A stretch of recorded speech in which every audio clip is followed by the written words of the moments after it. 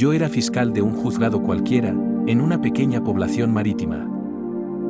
Un día tocó juzgar a un personaje curioso, vestía siempre con un frac negro, y rumoreaban de él que era el mismísimo diablo hecho persona. Un hombre canijo como un palillo, de edad avanzada aunque ágil de movimiento, y con una mirada siniestra que helaba hasta el alma. El hombre en cuestión había puesto contra las cuerdas a una familia en base a un contrato enfermizo sellado con sangre. El granjero, asesorado por su primo que era abogado, había optado por impugnar el contrato por condiciones abusivas. Lo cierto es que tenía toda la razón, aquel hombre de negro había prestado dinero a la familia, poniendo los 2 riñones del granjero como garantía. Las cosas no le habían ido bien al granjero en los últimos tiempos, y tras el impago, aquella mirada del infierno quería cobrarse su deuda en carne, literalmente. Pese a que se acusaban mutuamente, uno de impago, y el otro de condiciones abusivas, el granjero había presentado su demanda primero. Y a mí como fiscal me tocaba defender la culpabilidad del siniestro personaje. Y desde luego, fui tajante, decidido y tan duro con él como la ley me lo permitía. Los riñones, ni ninguna otra parte del cuerpo no pueden ser garantía de un préstamo, le dije a aquel hombre. Gané el juicio y me miró con dedo acusador diciéndome, tú, tú pagarás con sangre la sangre que ahora no ha sido derramada. Yo, claro está, mantuve la compostura como no podía ser de otra manera. Al menos hasta que estuve en la intimidad, en la que recordando aquella cara diciéndome tan estúpida frase, no tuve más remedio que reírme a carcajada abierta, y mearme del pitorreo de semejante chorrada. Al final de la jornada un caramelo encontré, de negro envoltorio, justo sobre los asientos del juzgado. La curiosidad y mi incorregible glotonería golosa me llevaron a cogerlo. Pasaron días en mi bolsillo, hasta que finalmente un ataque de hambre a la hora de la merienda lo llevó irremediablemente a mi boca. A partir de entonces cambió mi vida. Mi mente mejoró hasta un extremo que casi asustaba.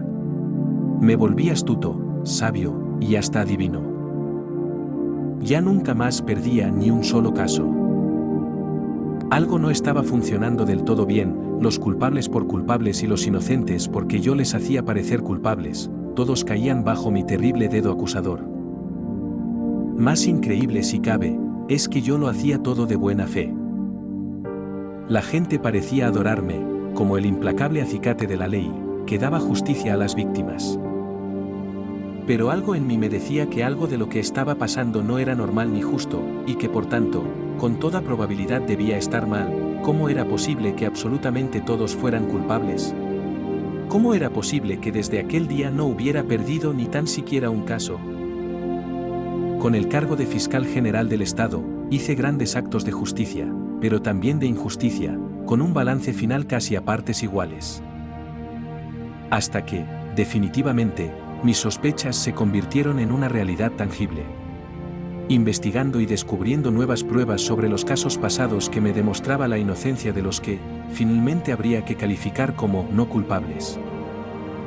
Pero solo los descubría cuando ya los habían condenado. A veces, bastante tiempo después. Nada más tuve la certeza del primer error, fui yo mismo quien fue a desvelarlo. Fui desvelando, error tras error, a medida que los iba descubriendo.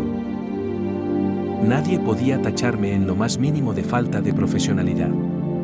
A fin de cuentas, yo como fiscal no había condenado a nadie, esa era una tarea de los jueces.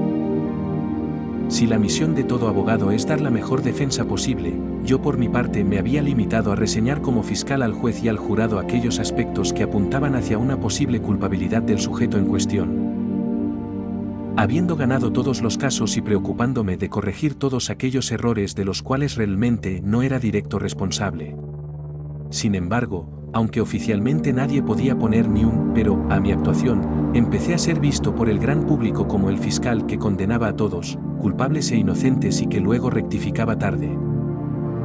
Como si me estuviera guardando información, manteniéndola en secreto para ganar el caso, y después, un ataque de buena conciencia me llevara a desvelarlo.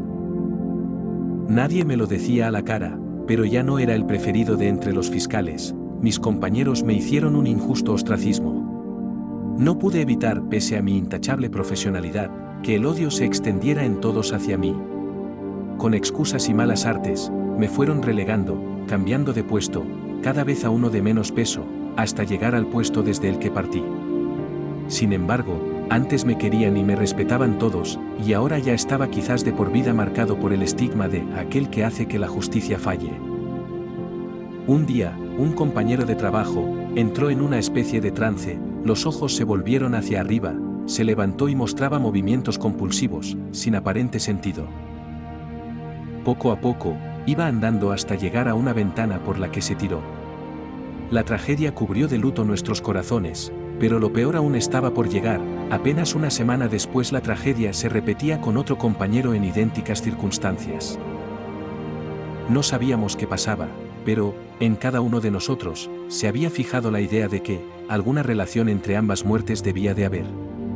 Se tomó la decisión de cerrar las ventanas para evitar más caídas, pero la decisión resultó inútil. Al poco tiempo, un tercer compañero que también era fiscal atravesaba una ventana para ir a dar con el suelo. Uno, otro, y otro más, y así hasta un total de 13 fiscales resultaron muertos, por tirarse aparentemente de forma voluntaria, por las ventanas de aquel juzgado. Los jueces, los compañeros fiscales, y hasta los abogados empezaron a mutar, metamorfoseándose ante mis ojos. Eso sí, todo ello, poco a poco, día a día, primero fueron las alas, después las patas, pronto, todas las personas que conocían fueron tomando forma de cucarachas. Estaba notablemente asustado, no solo por el extraño fenómeno, sino más aún porque solo yo parecía notar los cambios metamórficos. Muy pronto toda la humanidad había tomado ante mí el aspecto de una enorme plaga de cucarachas. Las personas por las que tenía sentimientos afectivos, mi novia, mis padres, mis amigos, fueron los últimos en transformarse, como si mi afecto les hubiera dado una cierta dosis de inmunidad, hecho que mientras duró fue un cierto alivio. Cuando mis seres queridos también habían sucumbido ya a la transformación, estos empezaron a entrar en trance de forma parecida a como murieron aquellos 13 fiscales, pero ahora yo los veía distintos, como enormes cucarachas suicidas que tendían a tirarse por ventanas, terrazas, azoteas o cualquier desnivel de cierta altura que les permitiera morir.